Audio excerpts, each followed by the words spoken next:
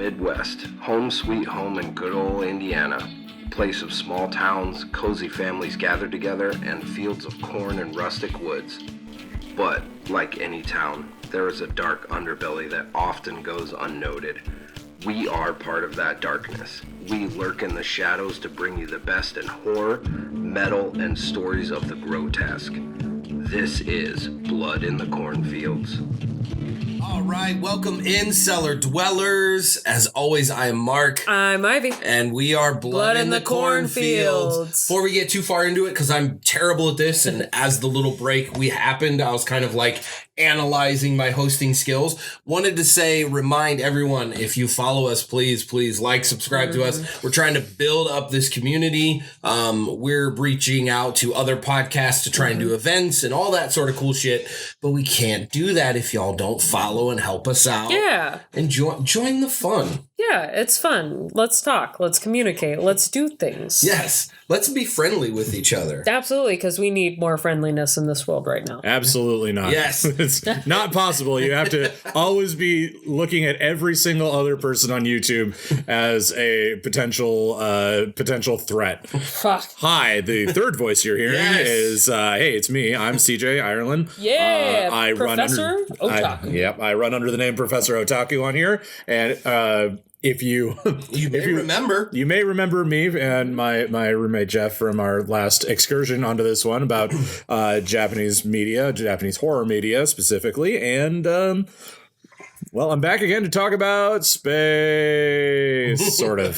Yeah, it's going to be a good one, actually. I mean, don't you put that evil on me. You know what? Well, here's the thing. I mean, we've already dipped our little toesies into Eldritch horror with Action Adam. Mm-hmm. Yeah. During our... Which, and for me, it's the one horror genre that, I didn't really ever get into. Right. And it's mainly because, a lot of it involves reading, and that's not my bag.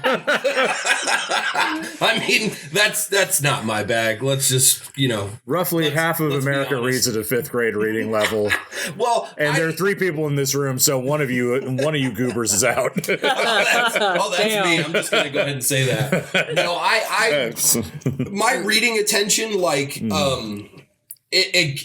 my ADD kicks in, and I just start doing other shit too quickly. Mm-hmm. But I will consistently chapter it out. Yeah. So when I'm reading a book, which I do, I chapter it out. Mm-hmm. But it's harder for me to get lost in it than I think it is for some other people, because I'll think about, oh shit, I have to go pay this bill. Mm-hmm. Or my dog will distract me, and then I'll get up and then it's gone. Yeah. I'll be out in another room and then that book doesn't exist in my world. Dude, I'm the same way. Yeah, absolutely. That's my biggest thing. So, it is good to be back, everyone. We did take a break. Yep. We need that every now and then. I know with your schedule being death stupid. Is too much. Yes. And stop dying out there, please. Yes, please. Stop it. Live whatever it takes, even if it's out of spite. Yes.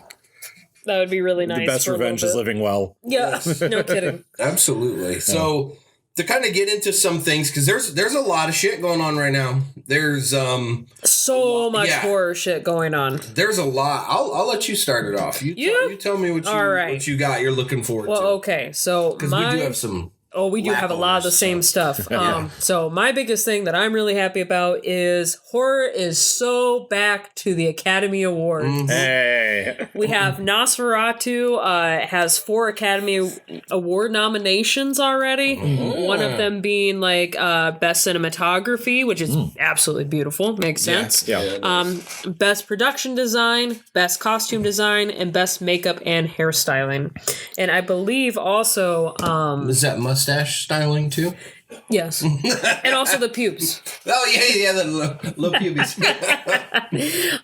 And then The Substance is nominated for Best Picture, man. Yes. Hey. It deserves it. Yes. Oh, it's man, so I've been trying not to spend. And I allowed myself to buy one thing at the store. I was thinking about buying so many things. So first of all, Heretic has a special edition. Ooh, shit. It was in a little clamshell locky case, so I couldn't exactly feel it out or whatever. But so I had that, and I was like, man, it's $30. Then Substance, which I've not bought yet. I've not bought Maxine. I've not bought The Crow, which I know it's not really on my list. And then there was another movie too, and I'm like, oh my gosh, like I can't do this. So I'm like, I buy one thing. Yep. So I know I'm stealing your thunder. I'll reveal what I bought, but I'm just saying there's a lot of like really good releases that are in the new release media era now, like dating back to Maxine and Longlegs. Yeah. I think for me, those really set it off. And then now to current day, there's a lot of good shit out there. Aliens, the Aliens movie. Romulus. Yeah. Right. Yeah. There's a lot of good shit, and I kind of forgot. So I was totally excited. So anyway, back, No, that's I fine. didn't want to steal your complete thunder. I find it fascinating that both Substance and Nosferatu. Couldn't remember. All I wanted to say was Shadow of the Vampire for a second. I was like, idiot. It's so wild to me that, like, because I saw Body Melt and I thought it was fine. I didn't know that. I didn't think it needed a remake though. Yeah. But like, I thought one of the things that the Academy hated about horror was that it was so horny, and. Right. And then we got Nosferatu. Two pretty horny ones. Yeah, like, whew, like easy there. I like, Marina. I guess we just got some real old men making these decisions. Hell, I think as far as the Academy Awards, a lot of the horror movies that were nominated, like even in the past, we're talking about the past. We had Silence of the Lambs. Right. We had Exorcist. We had the Jaws. Was Rosemary's Baby ever? I think that might have been. Yes, Rosemary's I think Baby. that, it should have. Yeah. So we had those that were nominated, and then we also had fucking Shape of Water be nominated for, or actually become like it won that year. It won that year for Best Picture. It was okay. I mean, it was kind of a movie, but not to get those awards. Yeah. I mean, I'm being nice and saying okay. Mark. There are legions of monster fuckers out there. Fucking fish. I love it. I love it. I would like to direct your attention to about a foot and a half behind you, where there is a Fishman Care Bear. I know. I just thought I thought it was okay. That's and Nosferatu also quenched my thirst for this. It did not quench mine. Was it made for you? No, it really, and that's fine. And I kind of was thinking I was going to go through that, but I was like, nah, man, the marketing, like the sucking me in factor, like it totally had me. Yeah. It did. So, but yeah, that's awesome that they're getting, notoriety and about time and all that. Glad to see it. And it's good too, because I talk about all the time, like, name me a genre where people spend more money on. Right. Mm-hmm. Yeah. After the fact. Action movies probably is up there, but action and horror are like the big ones. Yeah, absolutely. Still to this day. I mean, what are you going to spend money on after the fact for an action movie, though? That's true. Oh, I just went and saw Fast and the Furious. I'm going to buy a big old car. I know someone that bought a Top Gun costume. I could do that. I like a jumpsuit thing. I could do that. I could go to like one of those farm stores and get a jumpsuit and just slap a Top Gun thing on it. Smash myself in the face a few times and make my brain about where Tom Cruise's is. It's perfect. Poor Val Kilmer. I'm glad he got in that remake. Yeah, right. I agree. So another thing I know we're both interested in is Dinner with Leatherface trailer has dropped. The Gunnar Hansen documentary. I think the documentary itself is dropping really soon, right? Yeah, it's February 25th. So yeah, literally just a month-ish. Yeah, a month from time of recording. That's awesome because to me, I really feel that like Gunnar Hansen doesn't get a lot of the attention that's deserved. He does not. Because it's like, Robert Englund, let's face it, does a great job. I believe he deserves all the attention, but like, I think Gunnar Hansen should be right up there with him just because of like, man, just I've heard part of it. I won't talk much because when he tells the stories, it's better. But yeah, I mean, you definitely need to check this out. I'm going to see if I can own this at all. I don't even know if it's going to be able to be. You can pre-order on Blu-ray through Amazon. Oh, hell yes. I'll totally get that. Yep. I'll totally get so much for not spending money, huh? I have to pace myself. You put money towards the things you love. Yeah, I do. Yeah.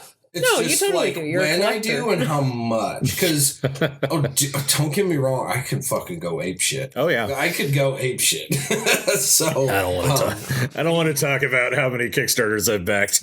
Yeah, I totally understand. Bad. All right, next on our docket is Toxic Avenger. Yes, there's Toxic news. The show. We finally got distribution for it, and hopefully a theatrical release. Yes, and I was, listening, and basically, from what I understand, is that they had an agreement to be in theaters first, so that's why they got hung up. Ah, it makes sense. Because the ratings were like, fuck no, we're not gonna put this in theaters. There's no godly way we're putting a trauma film on big screens in the year of our Lord 2024. Yeah, so Right? it's finally been picked up. Same company that does Terrifier. I forget. Oh, see, there we go. there so it is. if it's Terrifier, then they're fine. They don't give a shit. Yeah, that's supposed to be end of the year release, if I'm not mistaken. So yes, yes, I believe so. It's like going to be summer, I think, maybe even like towards October-ish or something like that. But we'll know for sure. We'll keep you guys up to date. That's funny though that you mentioned of course it's Terrifier. I mean, they make this ungodly third movie, so yeah, great. But then horror is solved now. We don't need to make any more. So here's what worries me though. Yeah.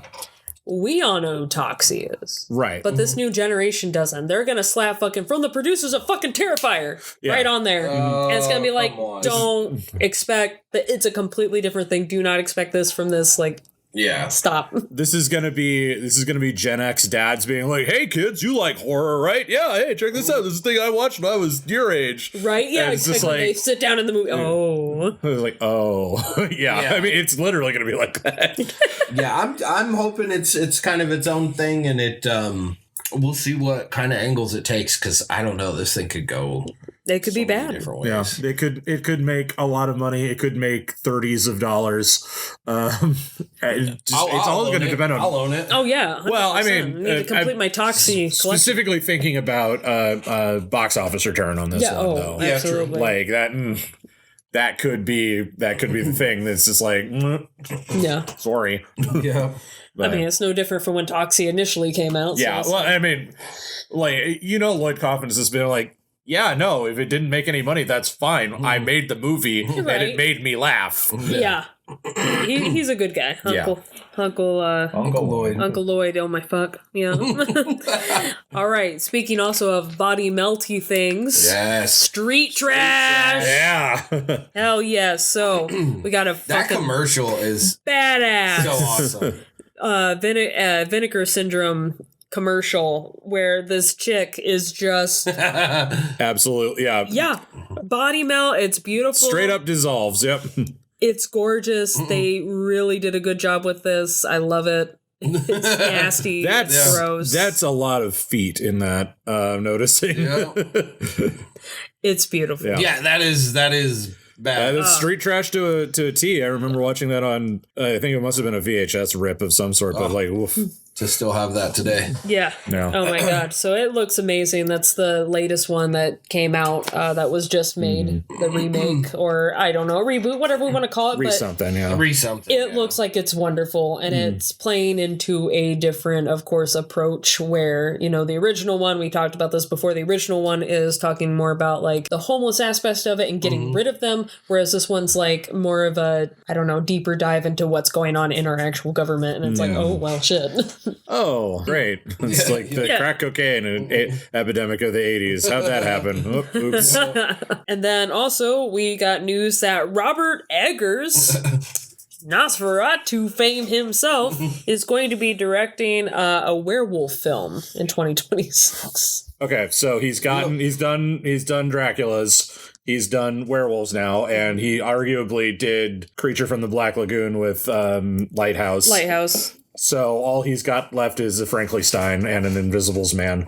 Yeah. True. Yeah. That's accurate. And the other thing is, too, like, there's a lot of memes going around about how, like, you know, oh, okay, since you did this, do this one for us horny ladies now, too, please. Like, Phantom of the Opera. Please. Do, like... I could see Phantom of the Opera. Oh, yeah. I could see that. You gotta make a horny? Sounds great. I mean, easy. Let's do it. I think you need to have Sebastian Bach do Phantom of the Opera, but, you know, that's just...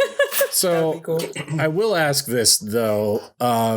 He didn't do that new Invisible Man movie that came out a couple years ago. So does he need to do another one just to kind of round out his Universal Monsters list? I mean, he could. He's doing a great job. Yeah. I mean, he's making money. That's Yeah. Oh, absolutely he is. Jesus Christ. Shit-ching. Yeah. All right. What do you got? So the stuff I'm looking forward to, first off, Companion. Oh, Companion comes out in theaters. Oh my God, that looks so good. I'm going to see that in theaters. Girly Pop, I love it. I love that Girly Pop is back to horror. Good for her. I don't see movies in theaters very often, like I've said in the past, because I'm going to own it on physical media.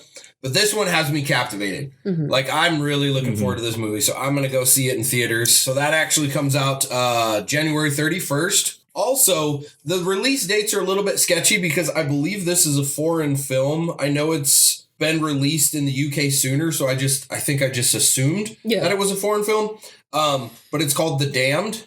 It's a timey horror piece. It looks really cool. It reminds me parts of the movie Ravenous. Oh. Did you ever see that? Where I didn't get a chance to see it, the Donner Party, and then they ate each other, and then they became ravenous and desired the meat and went crazy and started being like bloodthirsty. Cowboy cannibal movie. It's that movie. We've talked about it. We talked about it. Yes, and we had a trailer for it at the beginning of what movie was that we all saw together a while back? It wasn't Nosferatu. It was something else. but we had it, yeah. Yeah. But yeah, that I knew we had talked about it. So yeah, that's definitely my update. I'm gonna be owning that. That looks really cool. I love the timey horror type shit. It looks like it's around the area of The Witch, the Eggers film, like around that time. The Vivitch. Yeah. So, you also call it that. I mean, that's what it says. Luke rags on me for that. And he's like, it's not called a Vivitch. No one's going to know what you're talking about. Yes, they do. Everybody knows what you mean when you say the Vivitch. Yeah. So also Terror Threads, one of my favorite companies. That's the shit. That's fucking brutal, Hatchet. isn't it? That's beautiful. Yeah. Look at that. So Hatchet is releasing some new merch. I know the main shirt they're displaying, like I fucking want it. That's badass. It looks like really cool. Hatchet belt sanding. I'm gonna assume that's Daniel Harris. But you know, some victim's face, taking a belt sander to it and blood spattering. Christ, yeah, that's fucking brutal. That looks amazing. Can't tell me that wouldn't be on like some metal album. Oh my God, for sure. Absolutely. So they're getting ready to release that. I forget when it's January 29th, Wednesday. So yeah, so by the time this airs, it'll already be out. Cool. I'd be remiss if I didn't talk about that bad boy that we're gonna be watching. Ivy's favorite, Smile 2. I now own. Wasn't a fan, huh? I don't like the first one. No, I'm not excited. Neither about of us like the first one. I just am glutton. I think I liked it conceptually, but then when I started listening to other people talk about it, I was like, this seems miserable. I didn't like it really whatsoever. Yeah. But we're gonna do an episode on Smile 2. We will. We will do a watch episode. Yes. We will do a fresh reaction. Wow, that's like 30 minutes of just two people being miserable together. Wow. Yeah. It's like like watching a sitcom. Maybe we'll be surprised. Absolutely. We'll and so in my ADD midst of true crime searching, I stumbled upon a true crime movie. Oh. It's called Woman of the Hour. It is on Netflix. Okay. It's very new. On Netflix, it actually says 2024. So here on Google, it says 2023, but whatever. It's a thriller, true crime. It's about the gentleman who was on the dating game show in the 70s. That guy! Rodney. That went on to become a serial killer. Yeah. Really? Went on to become a serial killer, or was one when he started? I don't remember. I mean, got distracted. That might actually be part of the story. I think it was after it. Oh, okay. But It's true story. They do the whole dating game thing. They kind of show before and after. It's a very good watch if you like true crime thrillers, but it's a cinematic. It has I don't know who that main girl is. True crime filler. I've seen her everywhere. Anna Kendrick. Yeah, she sings in the singing movies. I don't know. Whatever the hell they are. Movies? You know what I'm talking about with Adam Devine? Pitch Perfect. Yeah. Oh, okay. The Trolls movie. Yeah, Very that's good. all I know. Yeah, she's in there. Yeah. Well, I love Righteous Gemstones and Adam. Is it Divine? I don't know. Yeah. Whatever the hell his name is. He's in Righteous Gemstones. Oh, okay. So, yeah. So it is worth watching because how he gets caught is totally badass. The woman that is the cause of it did something absolute genius that in all of my true crime searching and investigating and interest in it my whole entire life, I've never seen a victim do what she did. Whoa. Okay. And it saved her life. And it's insanely clever. Worth watching just to find out how this guy got caught. Wow. It's fucking so cool. So brave. I was just like, wow. Wow, honey, I hope this works or your lunch meat. Right, no kidding. You're watching the movie and she she flips a switch and does something and it's like, oh, that's unexpected. And you're kind of like, are they rolling with it? They are. Oh my gosh. That's brilliant, you know? So yes, Woman of the Hour on Netflix. It's really, really good. Really entertaining, cool. Love those true crime stories and all that sort of stuff. Oh, yeah. That's awesome. Yeah, absolutely. I got wrapped up in it. I loved it. I finished it literally like 2 hours ago. Oh, wowzers. Okay. Damn, okay. Fresh in your mind, really then, yeah. I got distracted and then I was like, yeah, fuck it. We're good. Nice. So That's awesome. I kept it going. So, yeah, that's pretty cool. Yeah, but we got an episode to get to. Oh, we do. I mean, we do have somebody here that we're involving. So yeah, yes, I've been involved. So why did you drag me all the way out here from my cozy warm home? Well, because I asked you to. Well, but you had an interesting topic that, again, we kind of talked about that we don't know much about. Yeah, which is good, and I feel like we're having you on to school us about things that, like, at least me personally, don't know much about. Yeah. Well, which is kind of cool, though. Yeah. Well, that's why I took the moniker Professor Otaku when I started, and then I actually started to make it a reality roughly 3 months ago. So I'm here to kind of give you guys the lowdown on Eldritch horror, cosmic horror. It's got a couple of different names, but like what it entails, where it started out, how it kind of rolls along, and why it may or may not work for you guys when it comes to the visual medium that is film. Because let me tell you straight out the bat, there's not a lot of terror to be found in cosmic horror. There is a lot of horror to be found, and I'm sure I don't have to tell you guys the difference between terror and horror. Sure, absolutely. But for the sake of the audience, if you're just tuning in, terror is horror is yeah, right. Mind-numbing horror. Yeah, horror is the lead up to the jump scare. Terror is the jump scare, the culmination. And Creeping Dread, which is actually, I think, that's an awesome band name. I feel like it is a band name. I think it's also a film. And I think it's also a cosmic horror film. Oh, really? Okay, cool. Creeping Dread. Actually, if you want to, you could look that up for me. Yeah, of course. Because I think it was one that came out in the 80s. Sounds like an 80s name. Yeah. But like the idea of creeping existential dread is something that you can very easily put to words, to books, and not so easily put to film because it does kind of require a there's Creeping Death. That might be it. What am I thinking of? But yeah, creeping, the idea of maintaining a feeling of dread constantly without having that payoff at the end of and it's the monster sort of thing is very hard to do, and that's why Alien succeeds as well as it does, because it has that constant creeping dread of a crescendo, and then it's like we solved the problem, oh no it's not solved, sort of thing. And we only know like a little bit to scratch the surface of Eldritch horror, like we mentioned before, because we did the Color Out of Space kind of take on the Krampus during Action Adams, visual mixtape. Yeah. And that was really interesting, because that was a small delve into it where it's just like this building thing, like you said. Yeah. Because even in the script that we wrote together, like it built that horror, and then it led to this crescendo of what the fuck is that? What the hell's going on? Yeah. Why is this all happening? Yeah.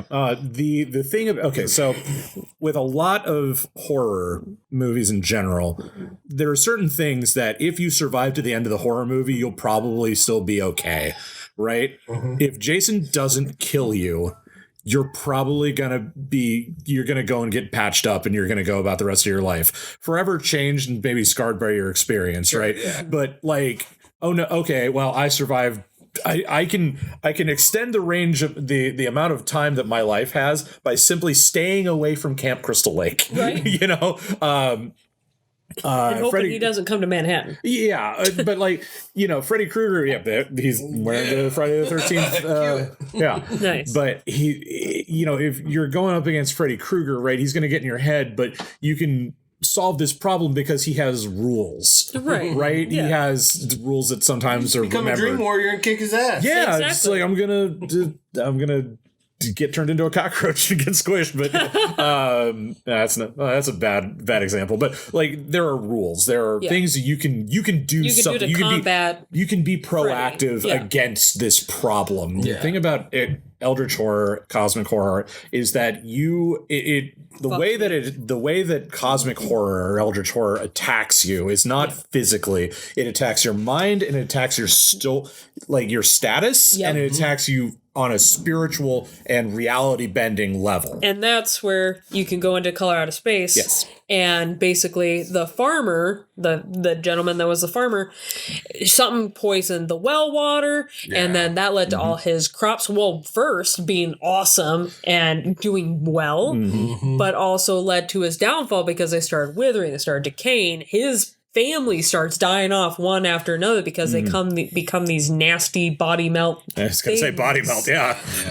And then after that, very soon after that, he loses his mind. He is no longer who the hell he was. And yes, he was a successful farmer, but now, nothing. What have I got left? Yeah, it systematically strips away layers of his identity and his understanding of how the world is, and that's where it attacks him. So this brings me into like the daddy of this entire genre, which is H.P. Lovecraft. Yes. H.P. Lovecraft was writing in the 20s and the 30s. He was a massive racist. Yeah, he was not not a great dude. He got better before he died, but like a lot of the things that were scary to him were the fear of the unknown, because he lived in an age where rationality and logic were prized above all else. They are specific, and they were considered specifically masculine traits. And unfortunately, he had neither of those. So when he wrote all of his characters, they were all kind of these. They weren't like Superman, sort of like, oh yes, Doc Savage or the Phantom running around. They weren't the Shadow, but they were like, I'm an investigator and I'm hard boiled and I've seen some crap, but this Eldritch horror thing, or I'm Dr. Herbert West and I am logic and science and I can do all this stuff with my little green vial that doesn't actually show up, and then they're like, oh no, I've meddled in forces beyond my control. My status has been reduced. Tried to become God. And the thing is, though, and there is a specific kind of muscular masculinity, weirdly enough, in early Eldritch horror's works that is kind of a when we meet our characters, they are reduced, they are broken, they have lost what they would consider that muscular masculinity status, which unfortunately means that women get the short end of the stick and a lot of this early stuff. We're dead.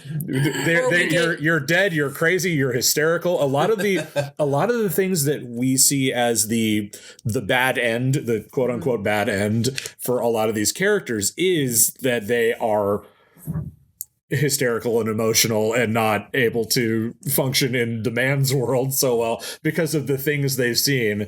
And at no point does he unpack that. No. And they're like, oh, why is that? Why do I think that's the scariest thing that could happen to somebody is to go crazy and need to be put in a mental hospital where we routinely send our women. Yeah, never thought about it. And that's the thing with like H.P. Lovecraft. Yeah. I mean, is that like the most that we know him from and like our popular culture is Cthulhu. Yes. And we got a whole fucking series of Cthulhu things here. We've got some stuff here. We've got H.P. Lovecraft's Call of Cthulhu for beginning readers, published by Chaosium Inc., who published the Call of Cthulhu role-playing game, which is fantastic if you're into that sort of thing. Yeah, it's very Dr. Seussy Cat in the Hat kind of thing. It does look like Dr. I mean, that ain't an accident. Yeah. We tried reading that to our son. But yeah, likewise, we've got Counting Colors in Cthulhu, and I keep holding these up to a camera that doesn't exist right now, but we've cutesified Cthulhu because he's marketable because he's in the public domain. Yeah. And the other thing we've got here for you monster fuckers out there. Yeah. This is Awoken by Sarah Ellenson. Which is actually Lindsay Ellis, the former nostalgia chick, current not interested in being on the internet anymore person. But to be fair, it's a very Twilight-esque parody novel, and it's very good. The main guy's name is Riley. A bastardization of the in his house in Relay, Dead Cthulhu waits dreaming. And the sheer juxtaposition of Dead Cthulhu lays dreaming is supposed to be like it's dead, what strange eon's death may die sort of thing, where he's not active right now. Yeah. The question as we move into more modern and modernity, postmodern, whatever, more modern takes on Cthulhu mythos and all that other stuff is that this idea, the question is, are we alone in the universe? There are two answers to that question, and both are equally terrifying. Yeah. If it's yes, where hell is everybody else? Yeah. And I hope they're nice. Yeah. And if the answer is no, that's a whole lot of space. That's a lot of nothing out there. Yeah, that's freaky. Yeah, and I mean, like, so that's where we are right now. Where more modern examples of cosmic horror and eldritch horror come in again, and if they're not period pieces, where they are doing basically beat for beat what Call of Cthulhu and Shadow over Innsmouth and this and that and the other thing, is if they're not just straight adaptations of that, what they're mostly doing is they're looking at humanity's place among the stars and how we encounter that, because there's a poem from long ago that I remember. It's man looked out into the universe and said, "Sir, I exist." And the universe replied, "That does not instill in me a sense of obligation." Oh, Jesus Christ. Yeah. And I mean, that's the core of this, right?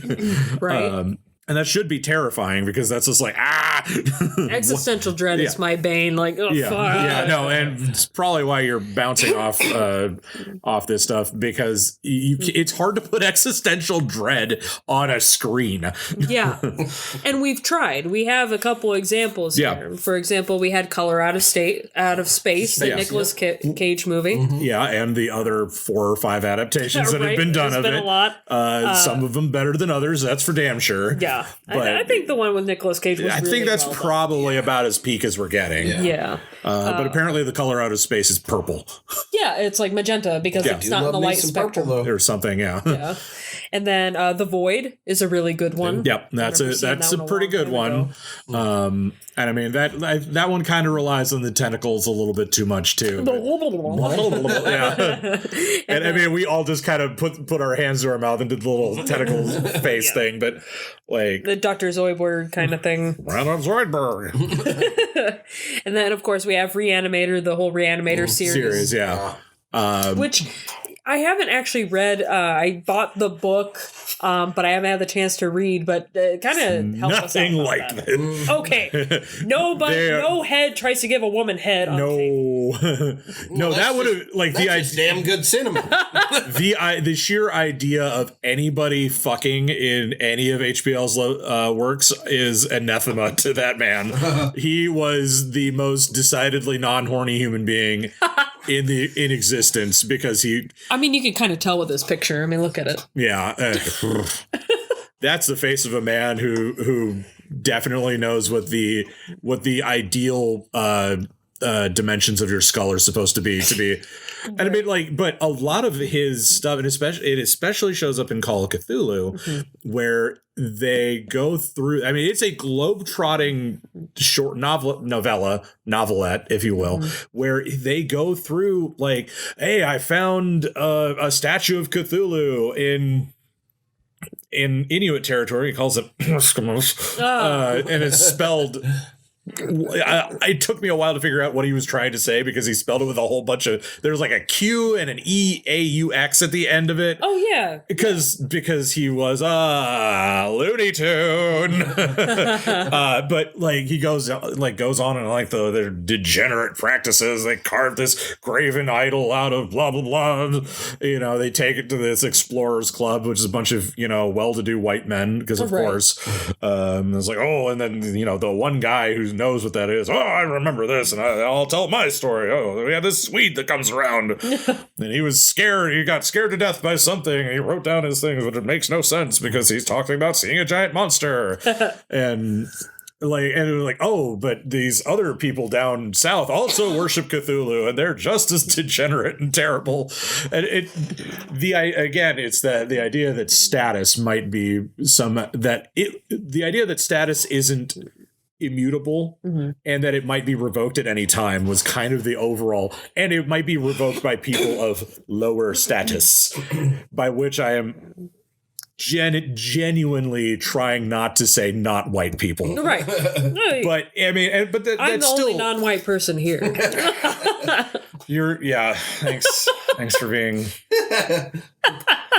It's okay. Yeah, I know. How you're born. Yeah. It's like the sheer fact that you're sitting here with no sleeves on would send HBL into conniption fits. He'd be so scared.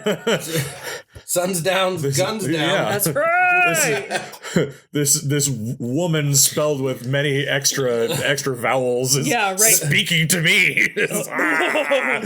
No, you can't. The man does have a pretty badass name, at least. Yeah, H.P. Lovecraft. I mean, that's like Howard Phillips Lovecraft. Yeah, it's a name that sounds like it should be said like Edgar Allan Poe. Basically. Yeah. Edgar Allan Poe is terrifying. And a lot of people like to compare him to Edgar Allan Poe. Kind of his tales of terror and that sort of thing. Because I mean, he makes sense. Pioneered a whole thing, and then as other people started reading his work posthumously, thank God, he died very young, and he was slowly starting to get not crazy and shitty, but as he got older, but he did die fairly young, even for the time. Wow. But like Clark Ashton Smith, which tried to kind of bring in a balancing force into the Cthulhu mythos. There's like, well, no, there's more than just this one dead asshole and this crazy,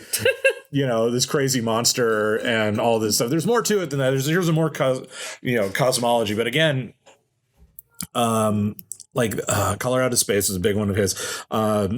What was it? The fungi from Yuggoth is another one where a guy just kind of gets brain transplanted into a monster and is just like hanging out with other monsters who have also been brain transplanted. Whoa. They're just like, yeah, I guess we're just gonna do stuff here. Well, there are brains. Our bodies are doing research of our world, and there's a distinct lack of agency to a lot of the things that happen to characters in H.P. Lovecraft's work, which is also another reason why it would be scary to men of that time. And for women, it would be just another day at the goddamn office that we're not allowed in because it's 1932.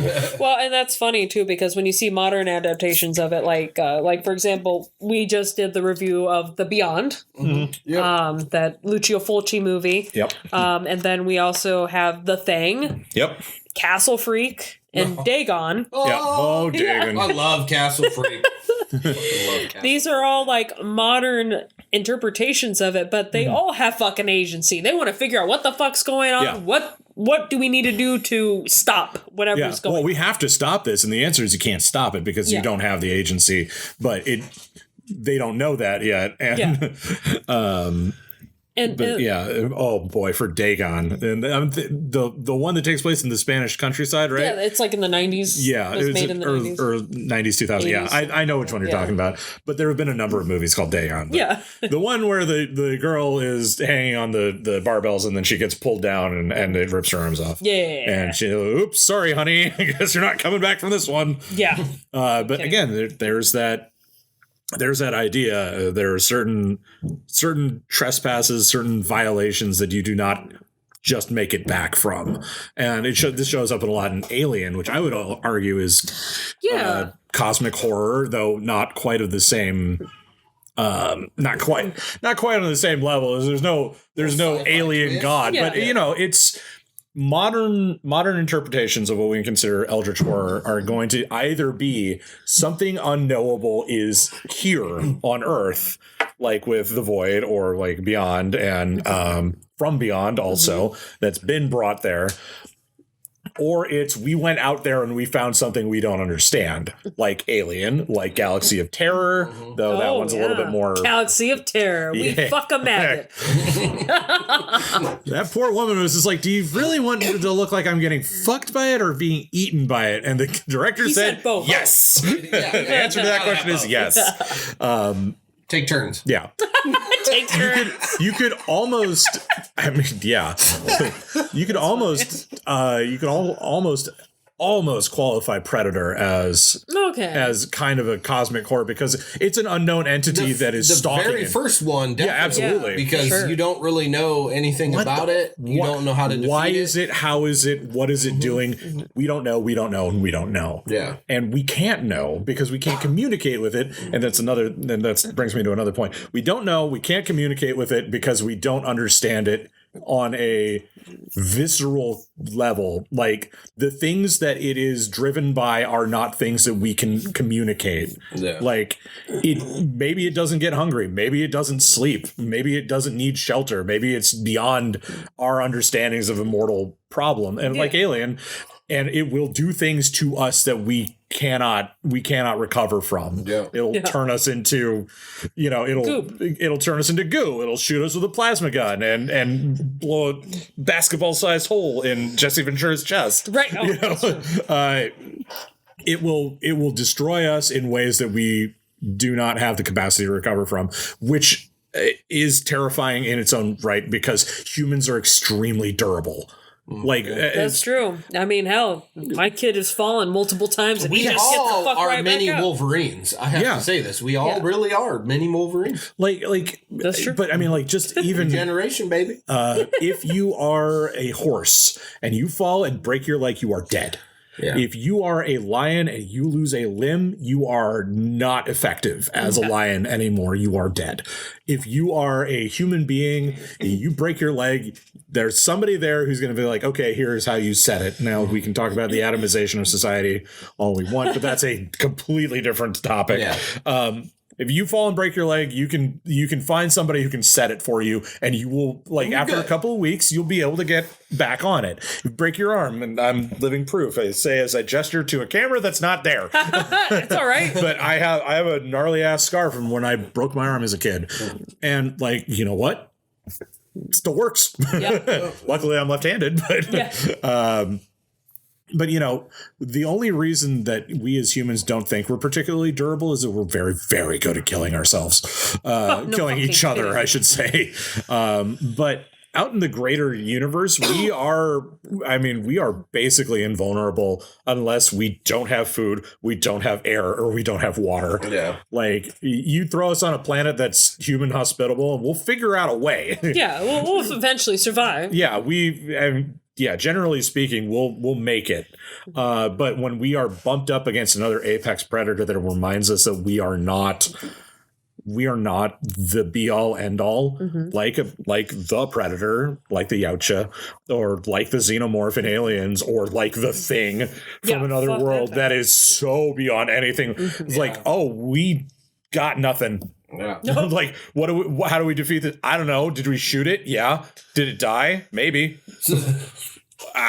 Yeah. Right. The things that the terror of the things that kill us being comical. Yeah. Is, again, that's an existential horror, that existential dread. And that does not translate very well into cinema. Yeah. So there's one question I had to kind of take this in a different direction. Absolutely. To add some depth is, so one of the things while I was kind of, you know, doing a little bit of research and stuff like that, like, I didn't realize it, but there's like a whole thing of board games.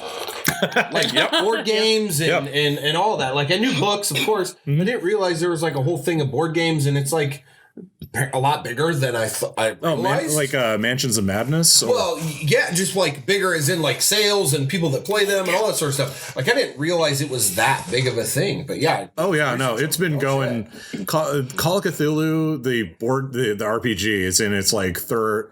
No, it's like, I think it's up to 8th or 10th edition. Holy shit! Yeah, well, I mean, I didn't realize they publish and republish. They've been going since the 80s. That's crazy. Likewise, Mansions of Madness, which is a board game that is, I mean, it's a sprawling board game.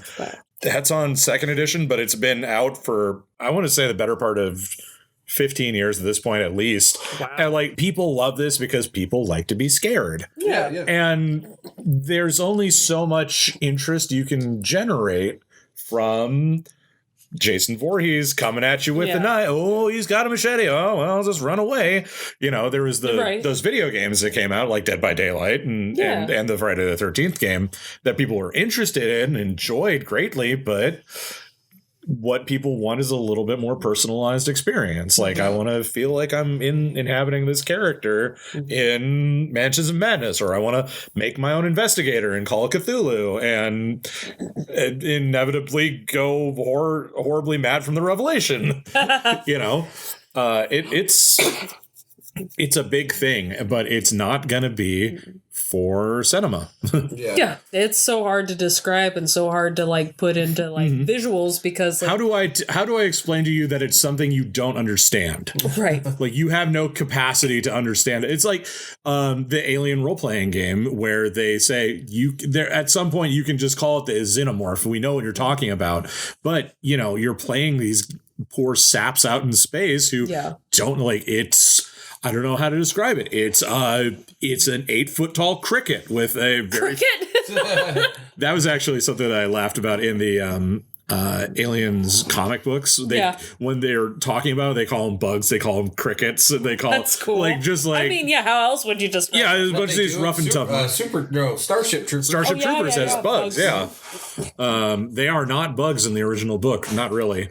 The movie ones are.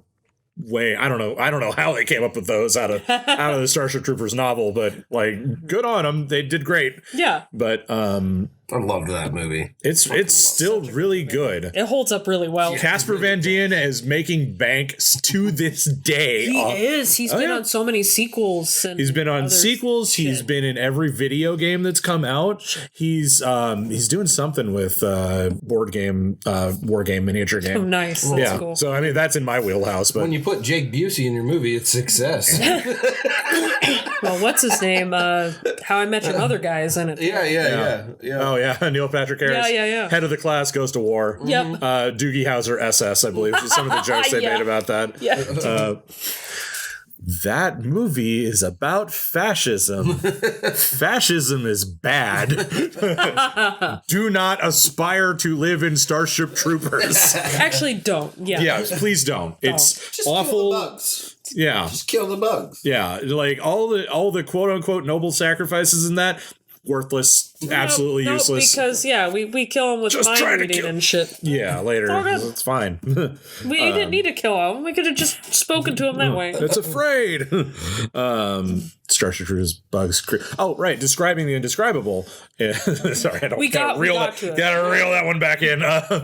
It's like, well, it's a giant glossy exoskeleton, and I rolled a 6 on its dice, so it immediately kills you. Yeah. Hope you have a new character ready, sort of thing. And like, okay, actually, one of the best examples of Eldritch horror out there is one of the early episodes of the original Johnny Quest series. What?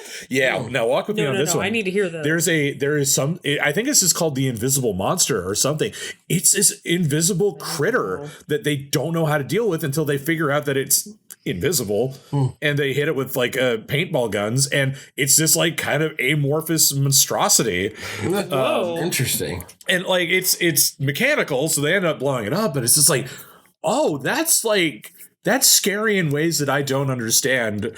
How interesting. And Johnny Quest of all things. Yeah.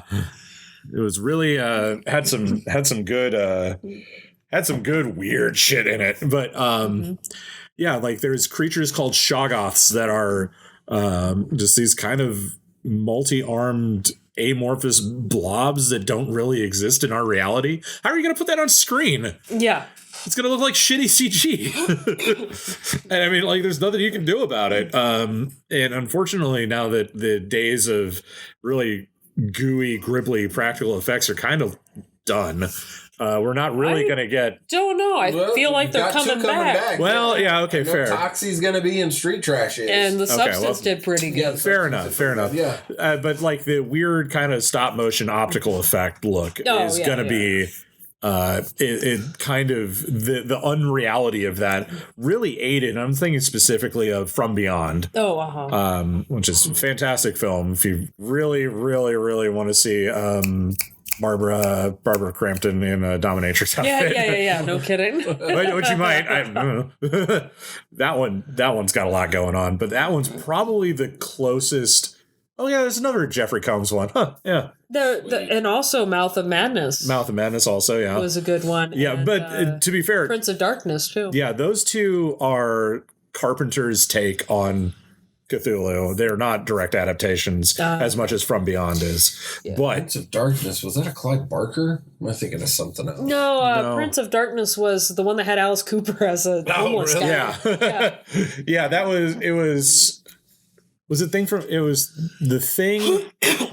Into the Mouth of Madness, and Prince of Darkness were like that trilogy that he did. Yeah, John Carpenter did his takes on scary shit. Yeah. But they were kind of Eldritch horror based. They're not necessarily Cthulhu, but they're not Cthulhu. They're not direct adaptations of H.P. Lovecraft stuff, but they have a lot of influences. Definitely a lot of influence. Lord of Illusions is what I was thinking of. Oh, okay. I guess Lord of Illusions. Sure, why not? Wishmaster could also easily be considered. Wishmaster, yeah. Because he is an unknowable entity. Now, granted, he also has rules to him. He's a djinn. Yeah, since he's a djinn, he has limitations and he has rules. But that opening scene in the first one, I wish to see wonders. Sure, I'm going to turn that dude inside out. Yeah. It's sort of like, oh, okay, and you can just do that. Yeah. The things that we consider to be magic magical, I guess, and putting that in a modern context kind of turns it into Eldritch horror by proxy.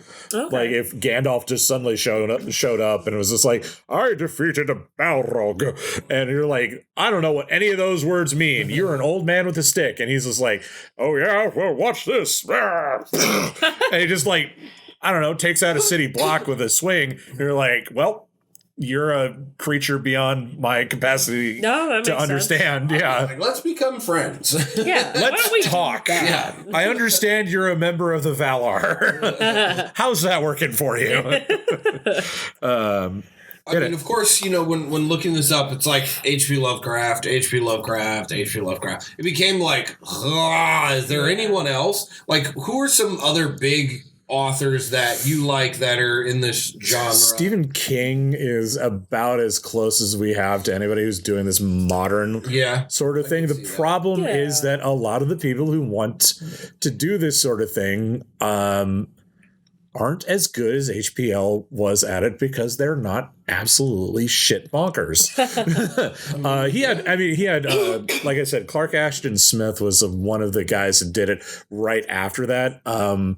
Robert E. Howard, the guy who did Conan the Barbarian, was in contact with him with HPL over the years, and they have a lot of interlink.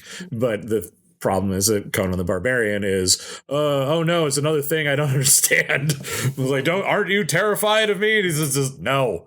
It's with the sword. I loved Conan the Barbarian. Oh yeah, no, he's great.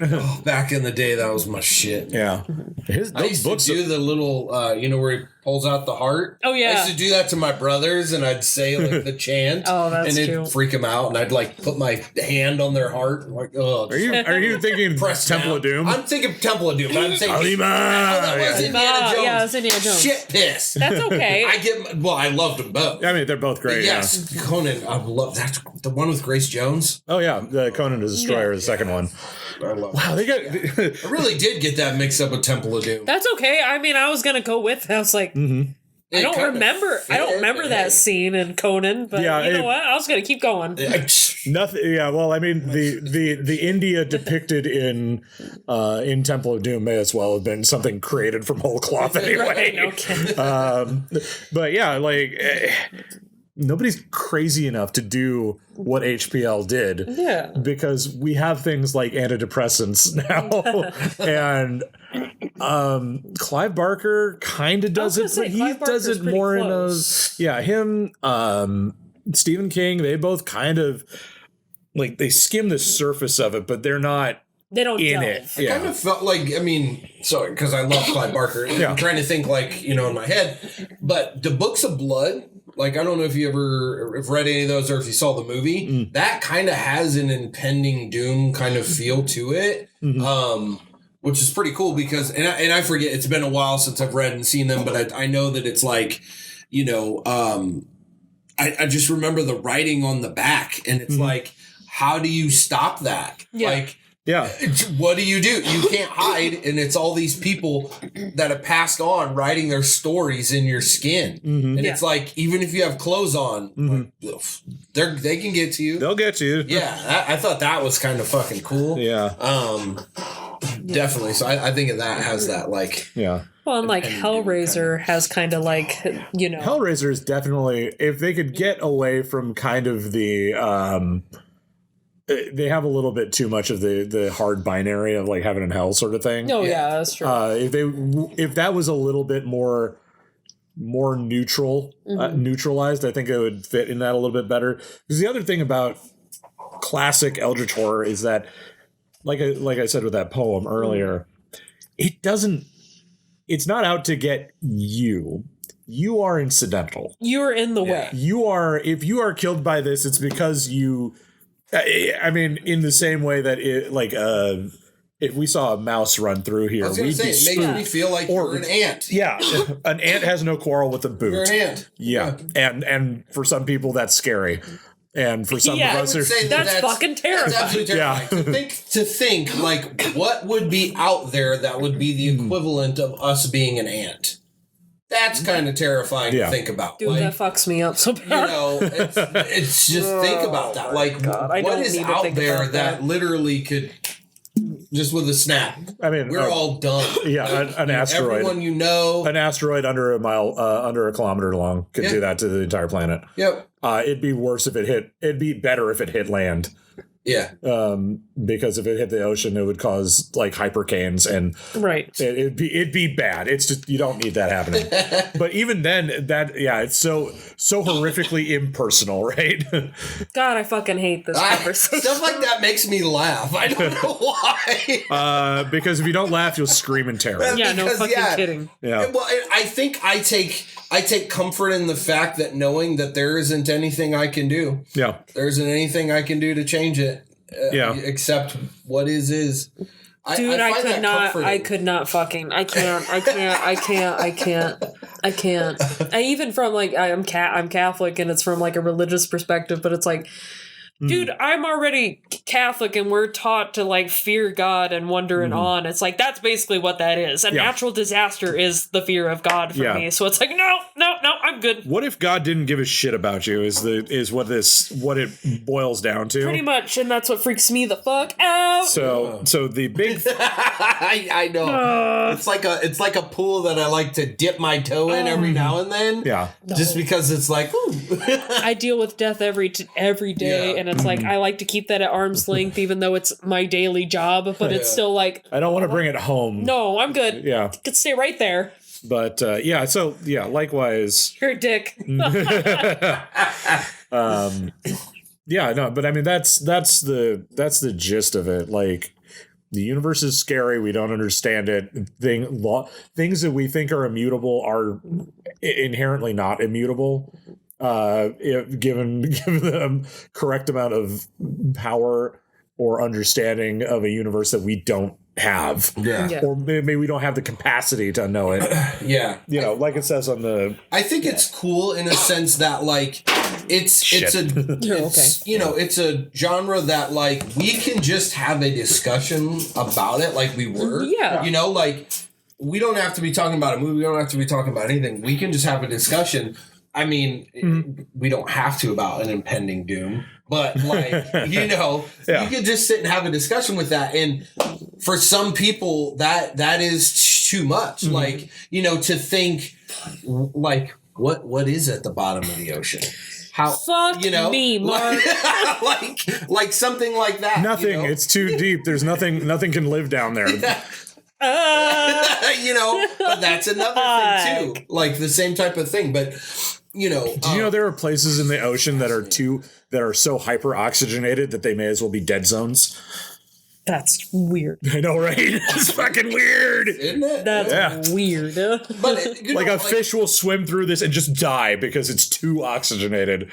That's crazy. Yeah, because as humans, we actually only breathe in a small percentage of actual oxygen. I want to say it's probably under 5%. It's not a lot. It's not a lot. Mostly carbon dioxide, a small percent of oxygen, nitrogen, and other trace elements. Yeah. Well, and that's why, like, if, you know, mountain climbers or professional athletes, you see them sucking oxygen because it's, you know, it's more than what we're getting in the atmosphere and all that sort of stuff. So, but yeah, I love talking and thinking about this type of stuff. Like, going to another planet. Why am I here? Like, going to another planet. Like, you know, what if because we're able to go to another planet and then you get out and then all of a sudden just the whole atmosphere comes to life like you couldn't even imagine and just swallows you up. Like, you know, just the thought of that, like, just, and you can't do a damn thing, you know, just accept it.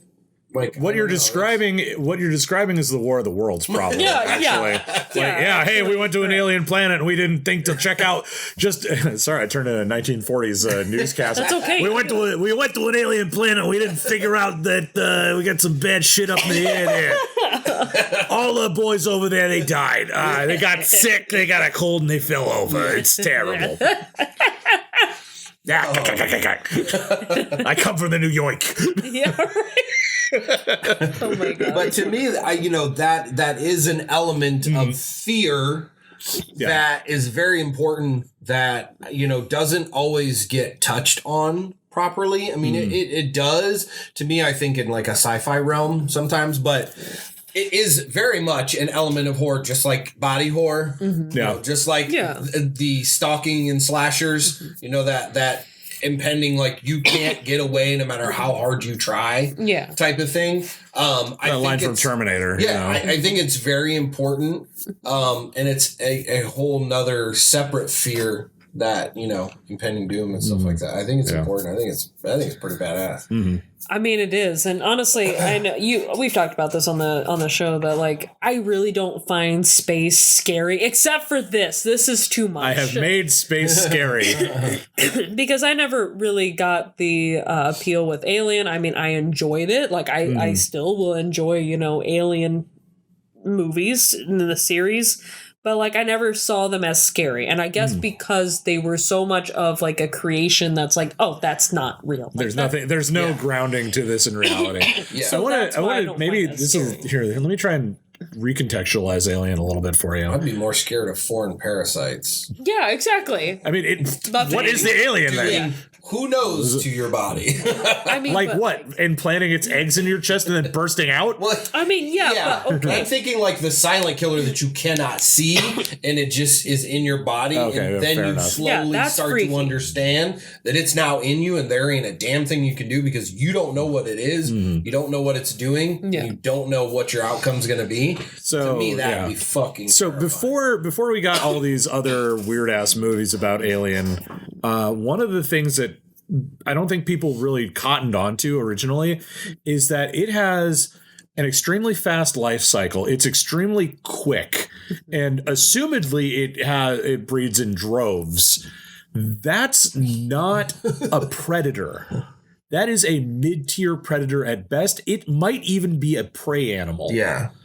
What in the screaming blue fuck would possibly predate on a xenomorph? Feeds on that. Oh, fuck me. Yeah. Think about that because they reproduce in droves. They're like rabbits. Yeah. They reproduce by eggs. They reproduce parasitically. That's not good for predation. They have acid blood, like to be like, yeah, well, fuck you if you bite me, sort of thing. Yeah. What sort of thing would what planet would these things come from? And think of it on the scale of what if the xenomorph is a rabbit in our realm. It's a rabbit. Oh, it is a rabbit in our realm. So it's and then cute scale and that back cuddly to someone bears, else? alligators, lions. What is the equivalent of that? Keeps a xenomorph for a pet. Exactly. I'm hearing. Yeah. What sort of badass thing is doing that? Holy shit! It's just like that's like the hand, You the mouth spit on thing. the carpet, naughty, naughty. Hey, just got to shove its face in it.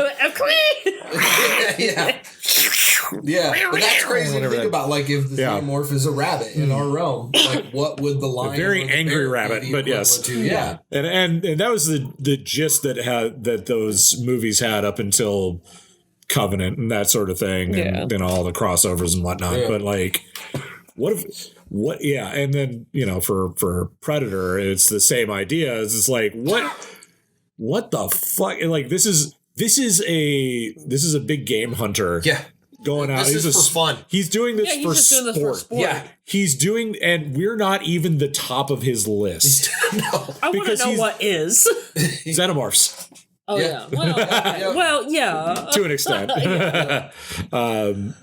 Anything bigger than that, again, like they've done a lot of defanging the predator mythos by twisting it building onto it. They built it up too much. It doesn't need more. They just need more cool shit. Yeah, I think they should have cut a lot of the middle shit out and then went with Prey. Yeah, like afterwards. So most other people agree with you. And closed that gap and kept it mysterious. Yeah, and then told the story from back to forward. Yeah, I think that would have the ideal cool. Predator movie is a historical. It is a historical film in which there is also a predator. Yeah. Like they need to do one where I think I saw somebody pitched this, but in feudal Japan there was the warlord Nobunaga Oda, who is like the guy that started and ended the Warring States period because he was like, I'm going to take over all Japan, and he died in essentially a castle fire. But like, hey, you gotta go. Castle fire might not be. You look like a badass. But like, what if the story was like there's something invisible here that is trying to kill our Lord. And we're like, oh, God, ninjas again. You know, you got sneak thieves in here. Oh, no, it's a predator. It's a yautja who is here to take samurai heads. And, like, that fucking movie pays for itself. That sounds so fucking good. I know, right? That needs to happen. I know, right? Or like, you know, Pirates of the Caribbean without the magic, but with a predator. Ooh. Like, it's, you know, these guys trapped on a desert island because it's hot and the predators like it where it's hot.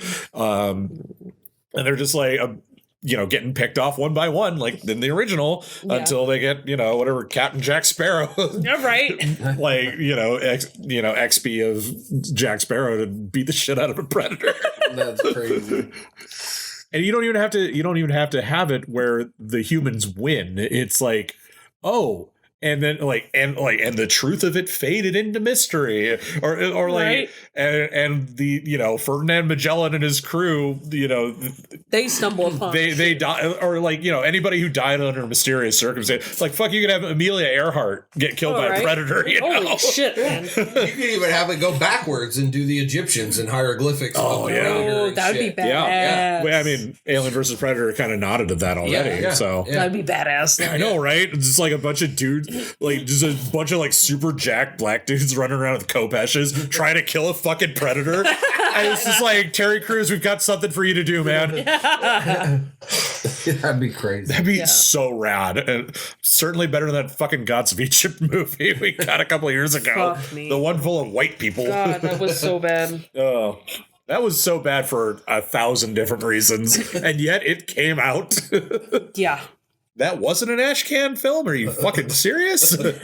But anyway, what makes Eldritch horror not scary is when you explain it. When they're like, oh, and this is what you do to do this, this, and this, and it'll make Cthulhu go away for another 1,000 years. This is like, okay, cool. Well, that works great in a board game or or whatever RPG, but it's not really something we want to have actually show up. We need the threat to be ever present and existential. Yeah. But people play board games and role-playing games and that sort of thing to have fun and kind of indulge a little bit. Yeah. But, you know, it's like nobody makes it out of a Call of Cthulhu game healthy, wealthy, or sane. Yeah. No. There's no Monopoly rules where like you get all the fucking cash. No, it's just like, oh yeah, congratulations, you won D&D. Oh, you didn't. You can't. No. You're collaboratively storytelling, and your characters are going to end up worse for it. So, but yeah. That being said, you know, if you ever want to try it, give this stuff a shot, I'm more than happy to run one. That would be pretty cool. Yeah. I'm up for whatever. Put that on the old calendar. There's plenty of Cthulhu modules with plenty of pre-gen characters, and you just kind of roll through it and see what happens. But that being said, as far as really faithful adaptations, I think it was about 2000. I want to say like 2007, 2008. The H.P. Lovecraft's Historical Society put out a movie shot as if it was shot in the 1920s of The Call of Cthulhu, the movie. Yeah. And it's a silent film. Interesting. Yep, that's the one. Oh, is that 2005? Yeah. Yep, that's the one. Wow. And I mean, it's pretty much as faithful of an adaptation as you can get to that series. It's on Tubi too. Oh yeah. Oh, that's cool. It's like kind of 40s. Yeah, I mean, it's completely silent film, but it has stop motion Cthulhu. That's cool. Highly recommend anybody who's interested in this sort of thing to check that out. And if it looks a little goofy to you, that's fine. It's not supposed to be... I hate to say it's not supposed to be serious, but it is supposed to be like, oh, that's weird and off-putting, especially for people who find stop motion weird and off-putting. Yeah. Mm-hmm. But it's worth a look. Yeah, I mean, to me, I guess just in an overview as we kind of wrap things up, it's it plays a critical part in the umbrella of horror and kind of sci-fi and all that sort of stuff in my mind. Mm-hmm. And I think it's just one branch in the tree, so to speak. And I appreciate a lot of, like, I mean, some of the stuff that we mentioned that we talked about, I mean, like Reanimator and Castle Freak, like those are two of my all-time favorite movies and shit. Color Out of Space is it's great. I love that. It's a good one. Film, definitely. So, it is maybe one we haven't explored as much, but because one of the reasons might be your visceral reaction to the idea of Eldritch horror. Could be. It could be. You know what? Different structure, different folks. There's no movie that is for all people. Yeah. But the nice thing about also, H.P. Lovecraft's contribution to horror is also we have the Necronomicon. Yes. Yeah. We wouldn't have Ash without that. No. Written by the mad Arab Abdul al-Hazred. And another thing that people don't like to think about is like, oh, where did you come up with that name? Oh, you made that up from whole cloth. Oh, right, Howard. You were racist. Reading, like, one of the twists in one of his early novels wasn't that the character was a half fish woman. It was that she was half black. Oh. Yeah, like there's a lot. You can take a lot of bad stuff from, like, I mean, there more podcasts than what we can cover on this have gone over. Yeah. Like, this is the specific thing that he was being racist against. Mostly Irish people. Because they look like white people, but they're not. Oh, pretty ridiculous. Yeah. We really thank you for being on the show. Happy to be there. Appreciate it. Yeah, because you schooled us on something that we don't know much about, and it was kind of fun learning about. Yeah, well, maybe, I hope the comments are kind, and if I goofed up on anything, it's because I'm old and whatever. Listen, no goof up is larger than my Indiana Jones Conan fucking swap. Yeah, but whatever. So sweet. You betrayed Kali. No, I fucked that up. You betrayed Shiva. There it is. Whatever. We don't give two shits. That's only the second worst Indiana Jones film now, though. So yeah, right. True. Awesome. Well, with that being said, look out for each other and good night, cellar dwellers. Bye. Bye. That was good.